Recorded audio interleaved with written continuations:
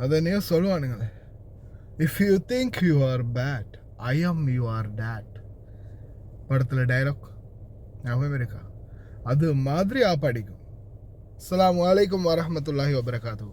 அன்பார்ந்த அனைத்து உறவுகளுக்கும் இனிய இரவு வணக்கம். அன்பார்ந்த உறவுகளே, இன்னைக்கு காலையில் நான் ஒரு செய்தி போட்டிருந்தேன். அதில் இதை பற்றி நான் போட்டிருந்தேன். சரியா? அதில் எப்படி புரிஞ்சுக்கிட்டீங்க அப்படின்றது எனக்கு தெரியலை. நிறைய பேர் என்ன தம்பி வீட்டுக்கே பயோமெட்ரிக் எடுப்பாங்களா, ரொம்ப நல்லதாக போச்சு அப்படின்ற மாதிரி கேட்டிருந்தீங்க. உங்களுக்கு புரியலை இது எவ்வளோ ஆபத்தான ஒரு விடயம். அப்படி இந்த வீடியோ நான் கடைசியில் அட்டாச் பண்ணுறேன். அகைன் நீங்கள் பாருங்கள். இது எவ்வளோ ஆபத்தான ஒரு மிருகம் கருவி அப்படின்னா, போலீஸு வண்டியில் மேலே இந்த கேமரா ஃபிட் பண்ணியிருக்கிறாங்க. அதாவது நீங்கள் கெத்தாக போவீங்க வெளியில். இப்போ சாதாரணமாக ஒரு அக்காமா இல்லாத ஒருத்தர் போகிறதுக்கும் அக்காமா இருக்கிற ஒருத்தர் போகிறதுக்கும் நிறைய வித்தியாசம் இருக்கு இல்லையா? அக்காமா இருக்கிறவங்க அக்காமா இருக்குடா, கையில் கார்டு இல்லாட்டியும் ஃபோனில் ஐடி இருக்குடா அப்படின்னு போவீங்க. ஆனால் இந்த வெளியில் அக்காம அடிச்சிருக்கிறவங்க, உங்களுக்கே தெரியாமல் உங்கள் கஃபீல் உங்களுக்கு அடிச்சிருந்தா, நீங்கள் இன்ஹாஸ் அப்படின்றத போட்டால், இப்போ இன்ஹாஸ் அப்படின்றது என்ன? தேடப்படும் குற்றவாளி, தப்பி ஓடியவர் தேடப்படும் குற்றவாளி.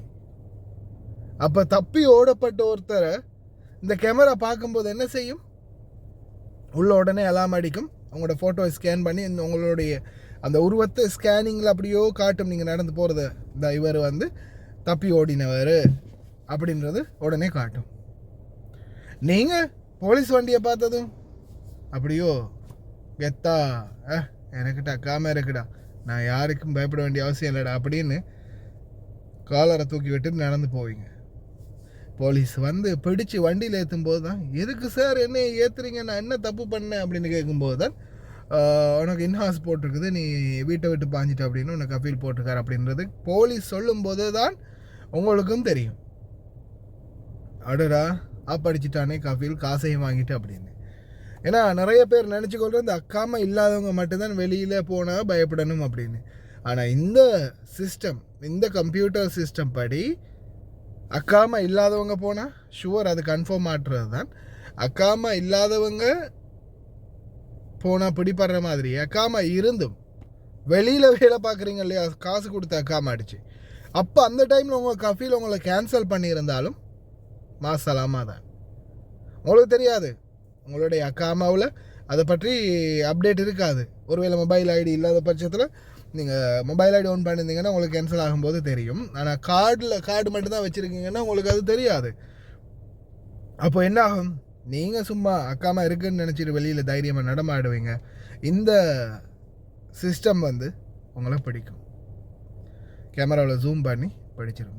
வெளியில் போக்குவரத்து விதிமீறல்கள் எப்படி, அதே மாதிரி தான் தேடப்படும் குற்றவாளிகள் சட்டத்துக்கு புறமான செயல்பாடுகள் செய்தவர்கள் யாரெல்லாம் தேவைப்படுறாங்களோ அத்தனை பேரையும் இந்த கேமரா ஸ்கேன் பண்ணி கொடுக்கும். இதுதான் இதோடைய உண்மையான ஆபத்து. இதுதான். தயவு செய்து நண்பர்களுக்கு கொஞ்சம் அப்டேட் பண்ணுங்கள். நிறைய நண்பர்கள் தெரியாதவங்க இருப்பாங்க.